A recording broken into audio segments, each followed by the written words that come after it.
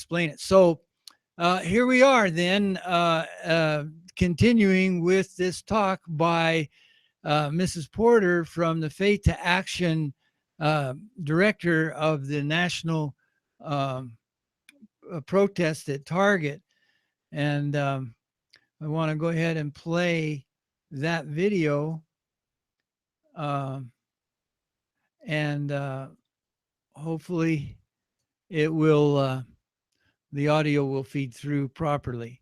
So let's listen to her and then we'll try to get our act together again. Close today's program with a special report that Edward Zoll recorded with Janet Porter from Faith to Action.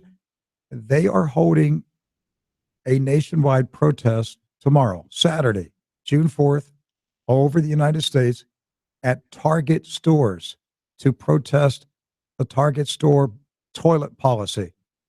So I'm just going to end the program with this report that Ed filed for us. So listen to it. Go out to your Target store tomorrow, do your action, and stand up for righteousness. And then we'll see you on Monday. My name is Janet Porter. I am president and founder of the group called Faith to Action. It's available at faith2action.org. I wrote a book about a decade ago, 11 years ago, called The Criminalization of Christianity, where I predicted that it's our views that would become silenced, that people of faith would go to jail for their faith. A lot of people ridiculed me for that, but Tim Davis is proof that this is what happens when we bow to the homosexual agenda, which has now been expanded, as we know, to the transgender agenda. By the way, I updated that book in a movie entitled Light Wins. The subtitle, How to Overcome the Criminalization of Christianity. And I believe the reason I called it Light Wins is because while we may have deep darkness covering the earth, as it says in Isaiah 60, in the battle between darkness and light, light wins. So that's the message. The message today, though, is how we can be a light in the darkness in the onslaught against the safety of women and children. And that has to do with Target, where the Target Corporation has been a long time forerunner of homosexual rights. I mean, homosexual advancement. They had the homosexual registry. They have gotten rid of the genders in boys and girls toy departments. They have done a lot of things, but this one is, I think, the worst. And that is because it puts women and children at risk. And we're talking specifically, of course, about how they've issued the invitation to the women's private dressing rooms and restrooms to men to enter them and enter the ladies' rooms and ladies' fittings rooms and vice versa. And so what do you know, when you issue an invitation to predators, people actually accept. Don't be surprised when predators walk through the doors. And that's what happened in Frisco, Texas.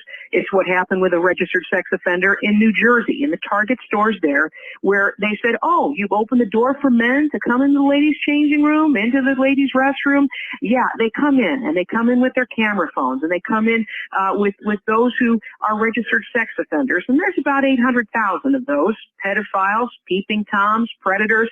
They all get to walk right in with those who are the cross-dressers. Let's talk about that for a second. The cross-dressing issue is something that the American Psychiatric Association lists in its book of mental disorders, the Statistical Manual of Mental Disorders.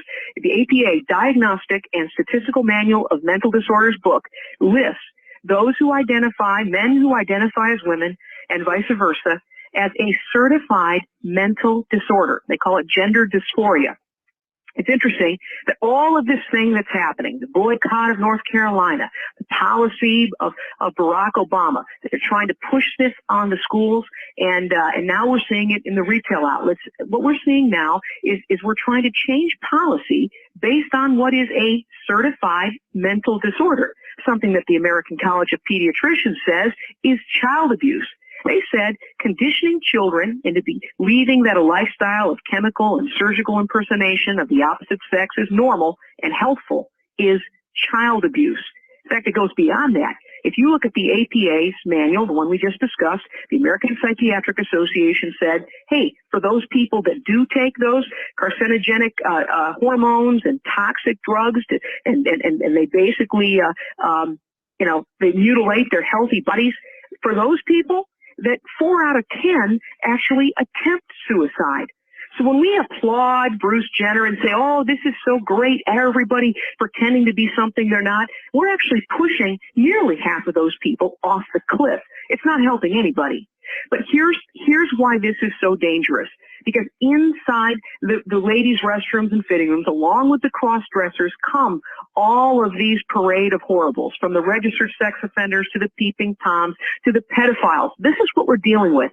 But we've got a unique opportunity, because right now we have seen a plummet of Target stock to the tune of $10 billion with a B, $10 billion.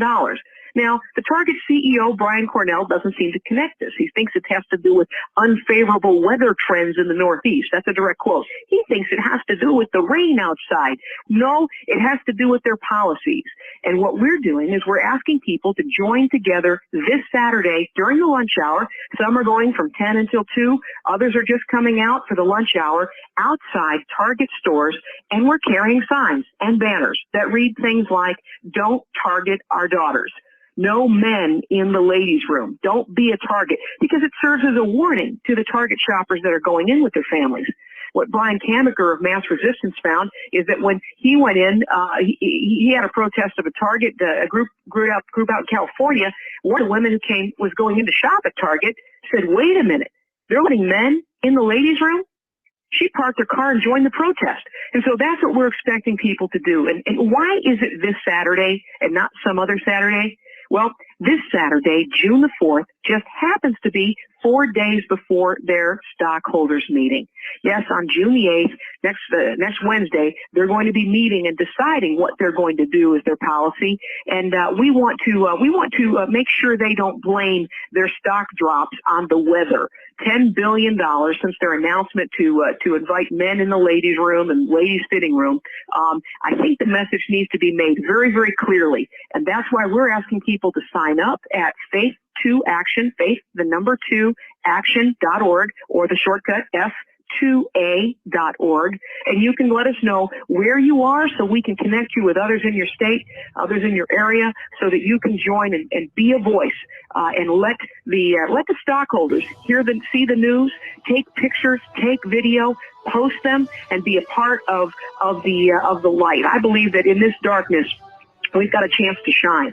And if Target, if they have to close their doors, they won't change their policy, they need to be closing their doors. And that's what I think needs to happen. Instead of just boycotting the bullies, we're stepping up and we're going to actually bankrupt the bullies.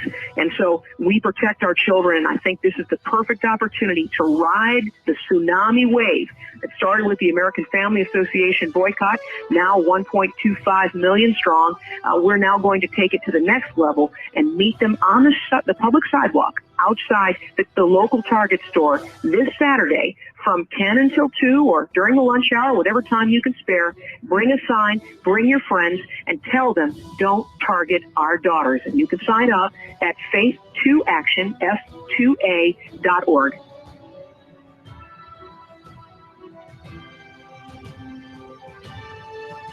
Okay, well, so there we are.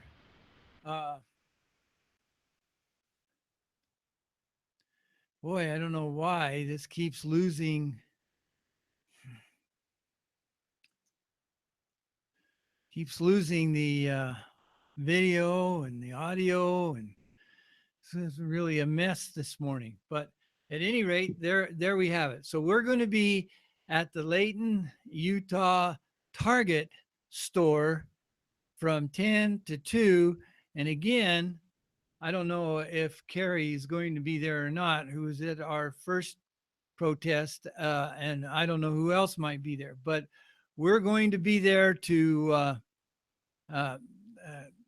record live, not record, I guess, broadcast live stream, live stream our whatever's happening. Give us a live stream updates for the protests. So that would be an update at 10 o'clock, an update at 11 o'clock, at 12, and 1 and 2. So all of those updates, those 5 updates on live. And this live broadcast is not working out all that well. Hopefully we can work it out live on Facebook. It'll be our first time.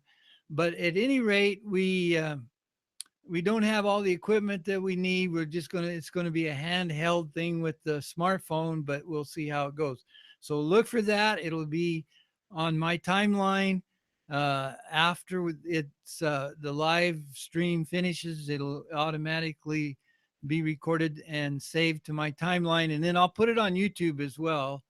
So you can watch it, but hopefully something good will come out of this. We invite everybody to come that's live, especially those that live around this store here in Layton, Utah. So until then, we'll see you, and God be with you until we meet again.